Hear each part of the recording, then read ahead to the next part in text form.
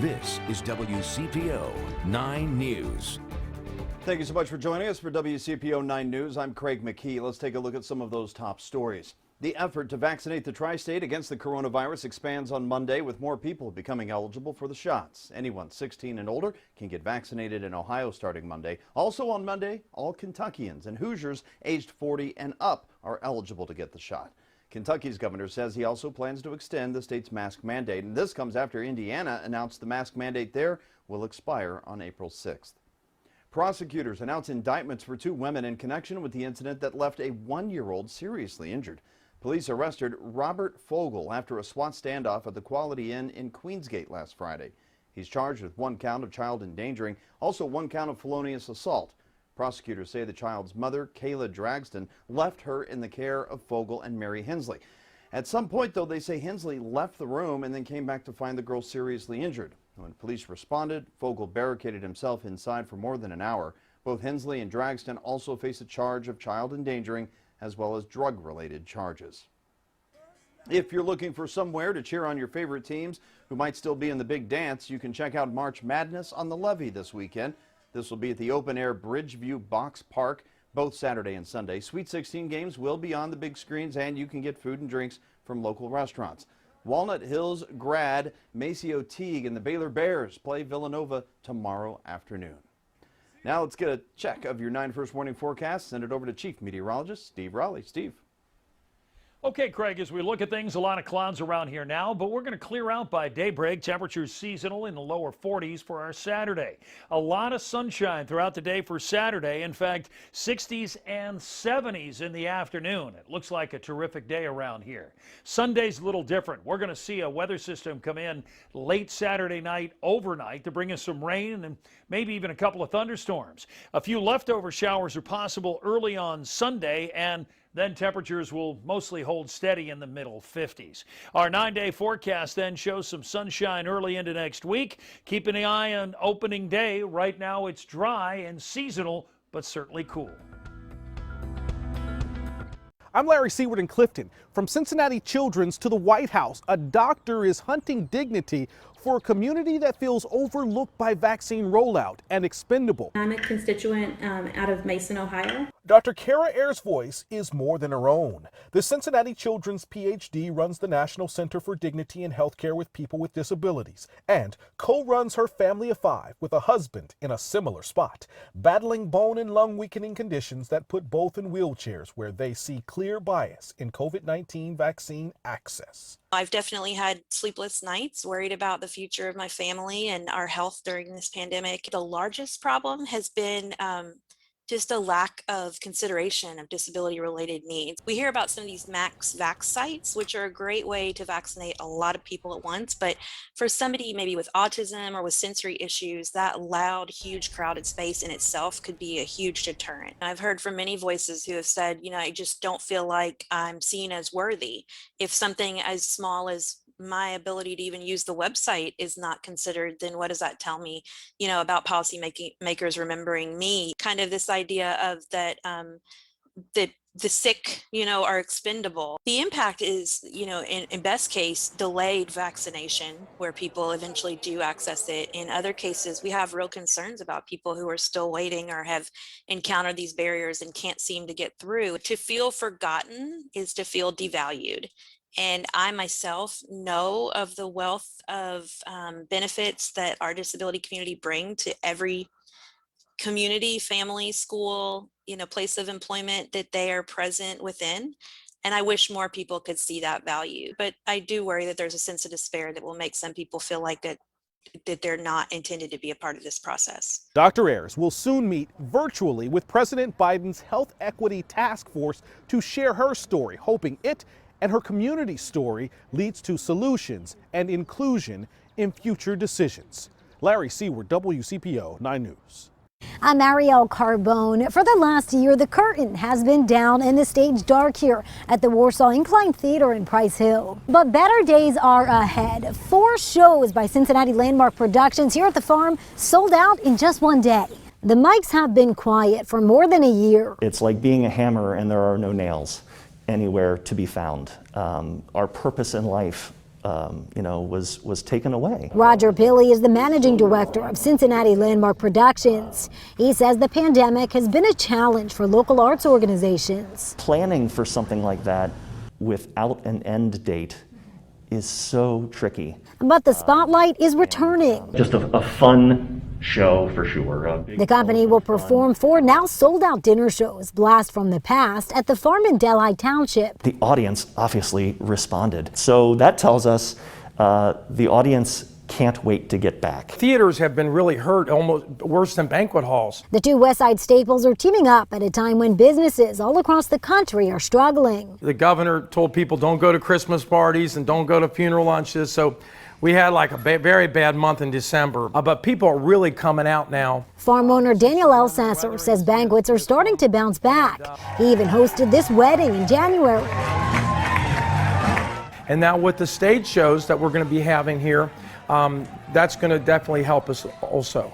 Every seat is going to be assigned to... Yeah, what a great partnership between what we consider to be two venerable West Side institutions. Billy says communities thrive when the arts thrive, and he believes the sold-out shows are a glimpse that a return to normalcy, even with the necessary COVID safety protocols, is within sight. Yeah, there's a light at the end of the tunnel, and we can see it. We think that we're going to be able to get back on our feet and do what we do best, starting in the fall. And earlier this week, Cincinnati's mayor announced a proposal to dedicate $12 million of stimulus funding to art organizations, which Billy says will certainly help. As for the farm, dinner is being served here as normal. In Delhi Township, I'm Marielle Carbone, WCPO 9 News.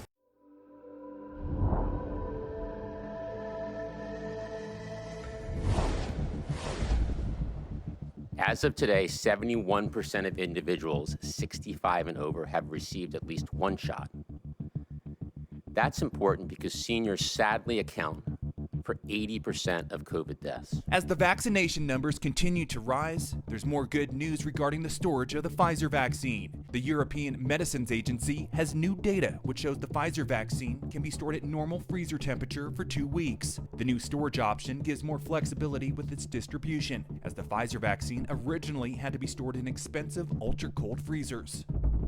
Colorado prosecutors are still searching for why the shooting suspect killed 10 people at a grocery store on Monday. A Boulder district attorney says finding the motive is the focus of the investigation. The victims' families and the community are desperate to know the motive. We want to know the motive, and that's going to be the focus of all our efforts going forward. Whether or not we're able to determine it remains to be seen. 21-year-old Alyssa is expected to face additional charges in the next couple of weeks. The district attorney says those will include attempted murder charges stemming from the gunfire exchange with responding officers. The storms that spawned tornadoes killing at least 5 in Alabama struck western Georgia on Friday. Firefighters went door to door in Noonan to do safety checks and to help with downed trees and assess structural damage. Tornado warning sirens went off, giving the city's 40,000 residents 15 to 20 minutes advance notice. At least one person died in Georgia. Very catastrophic damage, just stuff that's unbelievable. I kind of think about this kind of stuff when you look out in the Midwest.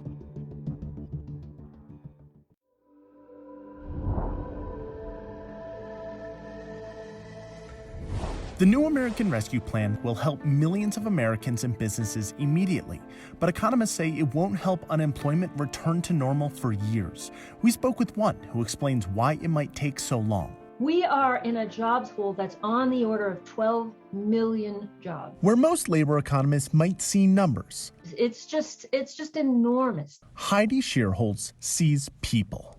I see the real people's lives. It's not abstract. I missed the first part because my son was making a lot of noise. Can you repeat that, please? People like Stephanie Dudley, who now knows the loving struggle of a life as a full-time mom having lost her job last March. I feel like they're at 11 of the average boy scale, if it were to go up to 10. Hi. For the better part of the last year, they have been her reality. What's it been like spending a lot of time with your mom when she's been at home? I don't really know. Two sons, ages 11 and 8, who provide distraction from the daily disappointment of not being able to find work. I think overall, it's sluggish. Although unemployment right now is well below its April 2020 high, it is still nearly twice as high as pre-pandemic levels. This will help so many people. It's just a sort of a groundbreaking package.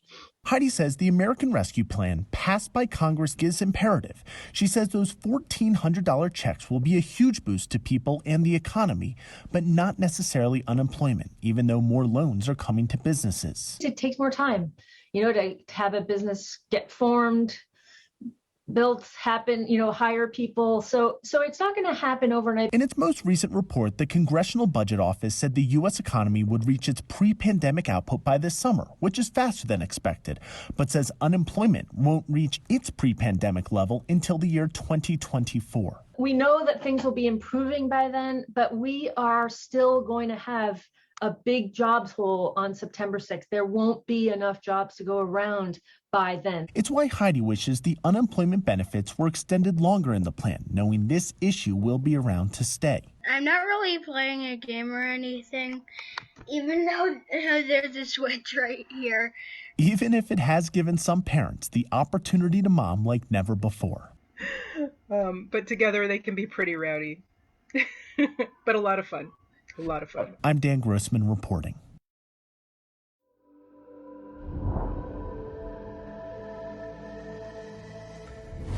A new study shows almost half of healthcare workers across the country are still not vaccinated against COVID-19. Medical experts say those numbers are concerning for many reasons. What about you? Do you know people who didn't get vaccinated? I do. Despite being a frontline healthcare worker during the COVID-19 crisis, it's been a challenge working long shifts here. Registered nurse Deborah Torres was concerned about getting vaccinated for the virus. I wanted to see how my other coworkers that were getting vaccinated, how they did. She waited a month after it became available. Then Torres got the Moderna shot. She says it caused all kinds of physical side effects. I got the chills, nausea, dizziness. I had a fever, and I was very fatigued. And that lasted for an entire day. Torres works at a major hospital in Southern California. I know people who get bad reactions when they get the flu shot, and so they don't want to get the COVID shot. Or many of her coworkers are still reluctant to get vaccinated. It's not that they're anti-vaccine, it's just that they're hesitant right now because it's new. A new study by the Kaiser Family Foundation in partnership with the Washington Post found 48% of frontline healthcare workers, nearly half, are unvaccinated, which is concerning for some medical experts. So it's also a patient safety issue. If you get vaccinated, you're much less likely to give COVID in the workplace. Dr. William Schaffner is an infectious disease specialist with Vanderbilt University Medical Center and a consultant for the CDC. He understands the concerns healthcare workers have about getting vaccinated, but says when they don't, it could increase transmission rates and also impact others' decisions. If the nurses don't get vaccinated and people ask them and they discover that the nurses are wary, of course, because nurses are trusted, the neighbors and friends will be wary of getting vaccinated also. While Torres did get vaccinated, she still supports her coworkers that haven't. I don't have any judgment towards them, and I don't think any different from them. Saying it's normal to be nervous about something new. I think a lot of people, for the most part, it's a safety issue. Even when working the front lines of a pandemic. If you don't want to get vaccinated, it's your choice. It's your free will to do that. I'm Kai Beach reporting.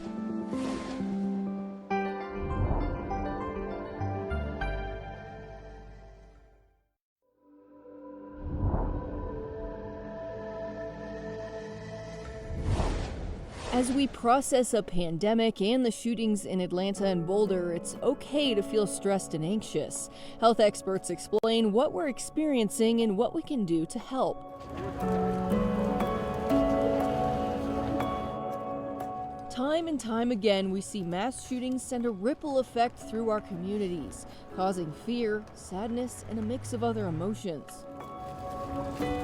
The recent shootings in Boulder, Colorado at a grocery store killing 10 and in Atlanta at massage parlors killing 8 can be difficult to digest. When something like this happens, everything gets turned on its head. I almost think of it like a balance. I feel completely safe. I feel like if I go outside, my life will be in horrible danger, it kind of shifts the balance over towards that fear side of things. Dr. Joseph Sochet is a psychiatrist. He says this just compounds with the emotions we've already been feeling throughout the pandemic. During COVID, anxiety was up, depression was up. People that were predisposed to have paranoid thinking had more paranoid thinking. Once you're kind of primed to be afraid, you can be more afraid. Health experts say we were already dealing with this flux of anxiety and stress. It's almost like we're already set to be sensitive because we've been dealing with so much stress over the past year. There are two types of stress. There are those things that we can get control over, and there are those types of stress that we have no control over, right? Like a mass shooting, like when's the next one going to happen? Well, nobody knows. But there are processes we can think through to help ourselves and others. The best thing that you can do when you're feeling stressed is just to say, I'm stressed. Like, just own it. Our fight or flight response is in the amygdala part of the brain. And when we acknowledge that we're stressed, it actually goes to our frontal lobes where we problem solve. And then you can kind of unpack it. It's like, what am I stressed about? You know, what am I worried about? And then you can look at, is this something I can get control over? Dr. Carl Clark, president of the Mental Health Center of Denver, says from here, you're able to get your stress levels down. Another tactic, he says, is to pick a time of day to be stressed. What it does, though, is it allows you not to be stressed 24/7. And finally, focus on self-soothing techniques. One of the basic ways to self-soothe is repetitive rhythmic motion, dancing, running, physical activity, meditation. There's all kinds of things that people can do. As we've been told repeatedly over the past year to physically distance from one another, both Dr. Clark and Dr. Sochet want to remind everyone that connection and the ability to talk things out with others is crucial. It's about talking to people and making sure you feel connected. There's no medication that I can prescribe or any therapy I can recommend that will give people a sense of closeness to others that we need. And so whatever your reaction is, that's it. It's okay. Being able to talk about it, though, is very helpful. I'm Chloe Nordquist reporting.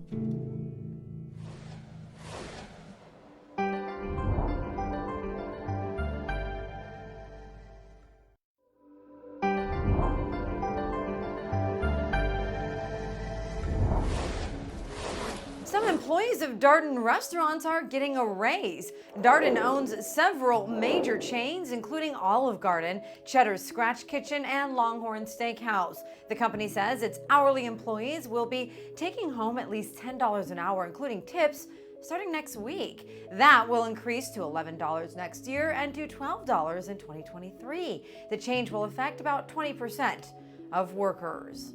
With hopes the travel industry is going to bounce back to pre-pandemic levels, JetBlue has launched a new travel site. The new JetBlue travel site provides hotels, car rentals, and activities personalized based on your flight info. Customers using the site will earn TrueBlue frequent flyer points that they can redeem for other travel rewards. One selling point for the travel site is that JetBlue claims its award-winning customer service people will be available to troubleshoot or answer any questions. Hi there, I'm Chief Meteorologist Steve Raleigh. We're seeing some clearing as we head through tonight, and we're going to start the weekend with some nice sunshine. It'll be sunny all for our Saturday until we get to the nighttime hours. Temperatures will be mild, but you'll see what happens late Saturday night, overnight, Sunday. Some rain, and then we get some cooler air for Sunday. So we've got some changes throughout the weekend. Let me show you how this all works. For tonight, we're going to see that clearing, 43 degrees by morning. Then for our Saturday, plenty of sunshine. Temperatures through the day in the 60s and 70s in the afternoon.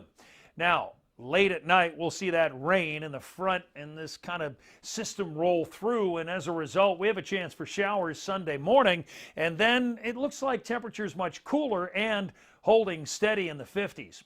Our 9-day forecast shows how, as we get into next week, we're keeping an eye on opening day, and it's going to be on the cool side.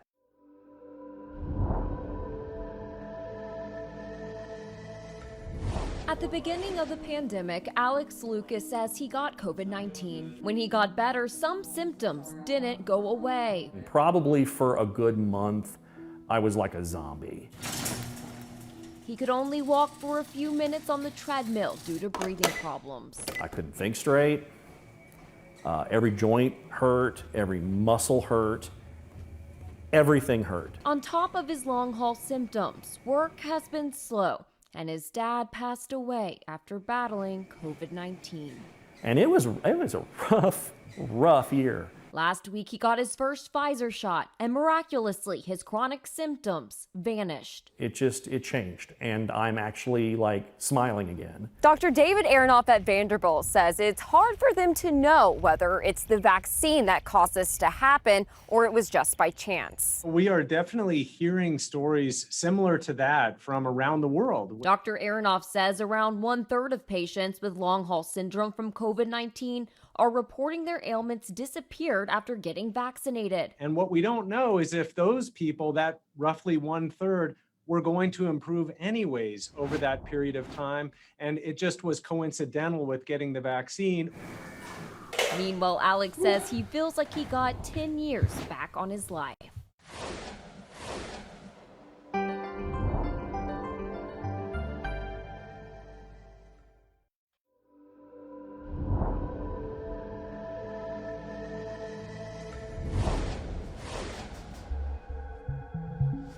The wedding industry is slowly bouncing back with trends that could be around for years. Engaged couples are committed to tying the knot with new perspective on what it means to get married. They care more about the ceremony and the reason behind getting married. According to brides.com, 2021 weddings will be all about intimacy. Expect a lot of weekday and backyard weddings, unexpected venues and micro weddings, or weddings with fewer than 50 guests. Stephanie Singleton recently opened a micro chapel that accommodates about 10 people. If you want to invest a lot of money, you can do that, but you're starting to water down the whole purpose when you get into having to have all of the frills and the thrills of all the extra celebration parts of the marriage. Despite all the changes to weddings this past year, bridal industry experts say the dress is still a priority. I think that brides still want to feel like a bride at the end of the day, whether it's a micro wedding or a large church wedding or a backyard wedding.